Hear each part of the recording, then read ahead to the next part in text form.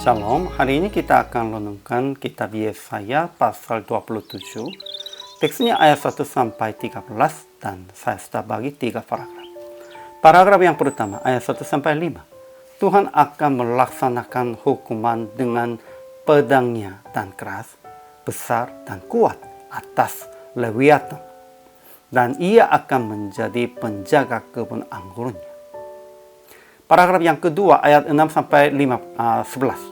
Pada hari-hari yang akan datang, Yakub akan berakar, Israel akan berkembang dan bertunas dan memenuhi muka bumi dengan hasil.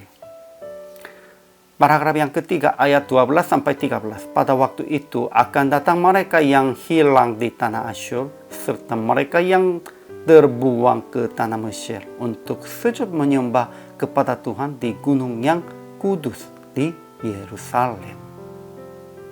Kesimpulannya, hari itu adalah hari penghakiman bagi orang-orang yang di bawah kuasa setan. Namun bagi umatnya menjadi hari pemulihan dan keselamatan. Tuhan akan melaksanakan hukuman dengan pedangnya yang keras atas Lewiatan, ular. Dan Tuhan akan menjadi penjaga kebun anggur dan akan membakarnya lumpur-lumpur sekaligus lawannya.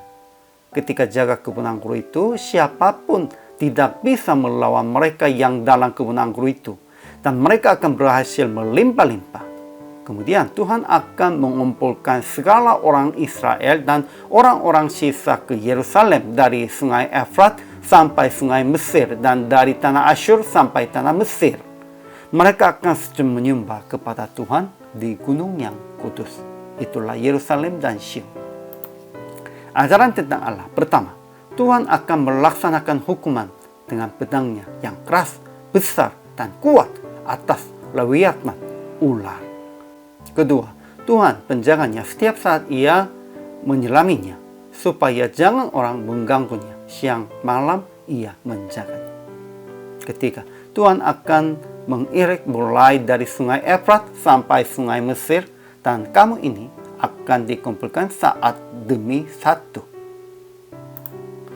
Ajaran tentang manusianya. Pertama, pada hari-hari yang akan datang, Yakub akan berakar, Israel akan berkembang dan bertunas dan memenuhi muka bumi dengan hasilnya.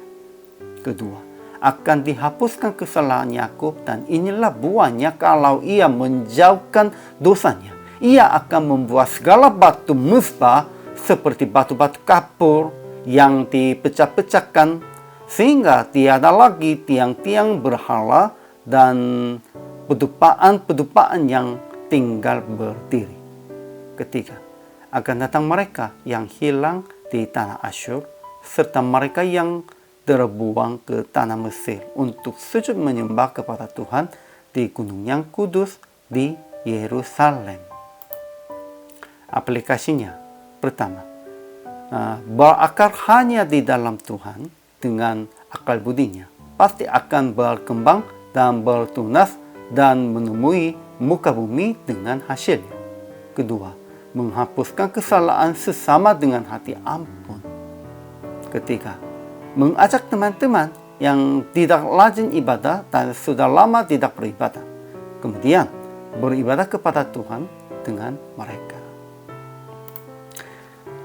Akhirnya PR praktek. Mengundang jemaat-jemaat yang hilang, yang sudah lama tidak beribadah, dengan hati Tuhan untuk beribadah bersama pada hari Minggu. Ya, semua orang. Tuhan juga masih menanti-nantikan mereka kembali kepada Tuhan. Ya, memang mereka pun juga karena hanya tidak mengenal Allah dan karena hanya mereka jauhkan, kita harus mengundang lagi mereka. Inilah kewajiban hamba Tuhan juga. Hari ini juga selama melayani, Tuhan Yesus memberkati.